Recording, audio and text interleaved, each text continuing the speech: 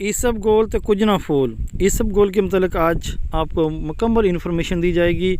इलाका राजो खनानी, ज़िला बदीन। पर एकड़ सीड कितना दिया जाता है, कितने दिनों में ये फसल पक कर तैयार हो जाती है। आइए मुकम्मल वीडियो शुरू करते हैं। बिस्मिल्लाहिर्रहमानिर्रहीम। अस्सलाम वालेकुम दोस्तों।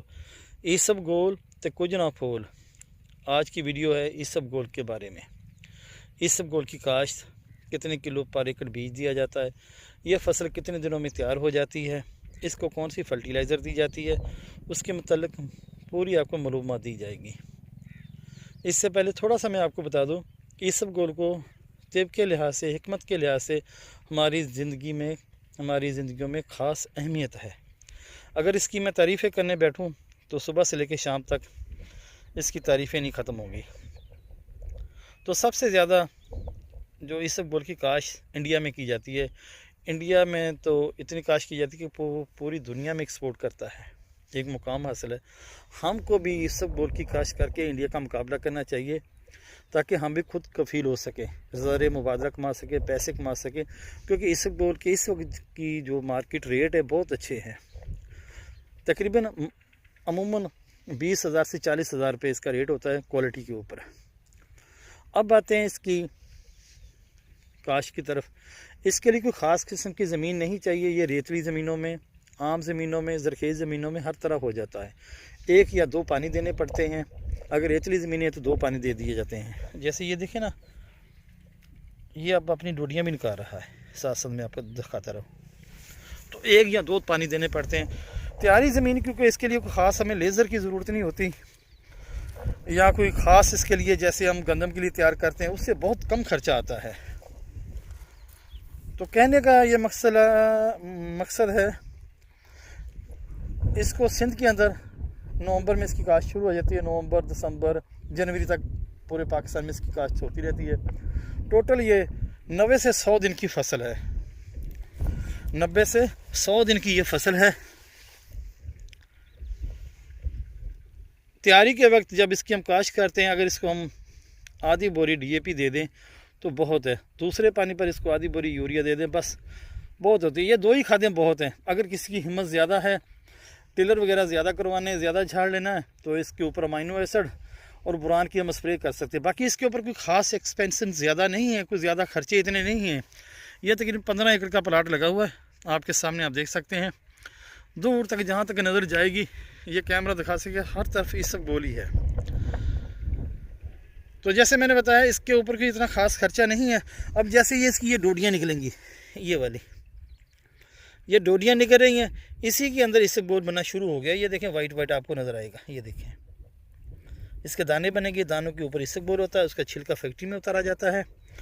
बाकी इसके टिलर बहुत ज़्यादा निकलते हैं। मैं एक पौधा आपको ये उखेड़ के नहीं दिखा सकता, चलो उखेड़ ही लेता हूँ। ये देखें,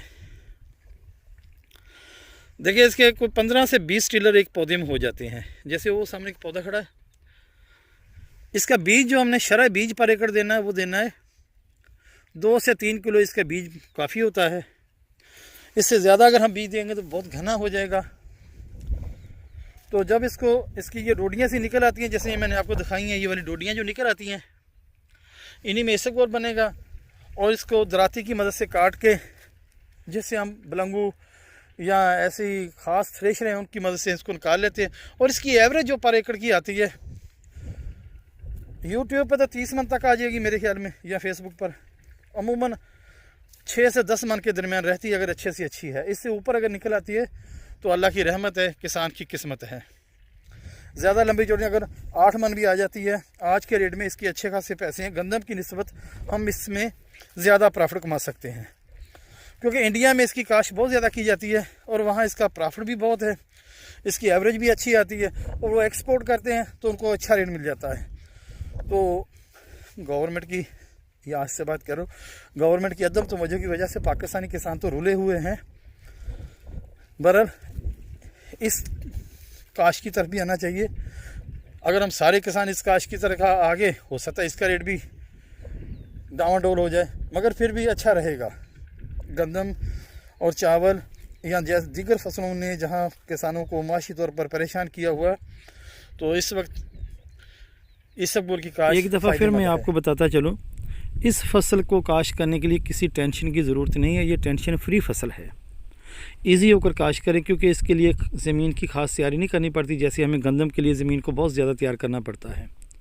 गंदम में ख़र्चा बहुत ज़्यादा आ जाता है, इसमें ख़र्चा इंतहाई कम है, मगर ये गंदम के सीज़न के वक्त ही लगता है। जैसे ये आज तारीख़ है 28 जनवरी 2026, तो इस वक्त इसकी ये कंडीशन है। तो ज़मीन इसके लिए हर तरह की मौजू है, रेतली हो, पक्के बटकी हो, दरमियानी हो, बहुत ज़्यादा ज़रखेज़ हो। जितनी ज़मीन अच्छी होगी इसकी अच्छी एवरेज आएगी। 2 से 3 किलो पर एकड़ के हिसाब से बीज देना है। सिर्फ 2 पानी आपने देने हैं, 2 दफ़ा खाद देनी, जैसे DAP आधी बोरी, यूरिया आधी बोरी, 1 दफ़ा अमीनो एसिड और बोरान का स्प्रे कर दें, साथ में पोटाश मिला लें, तो बहुत अच्छा रिज़ल्ट मिल जाता है। तो इसकी एवरेज जो मैंने बताई है मैक्सिमम 8 से 12 मन आ जाती है, 10 मन आ जाती है।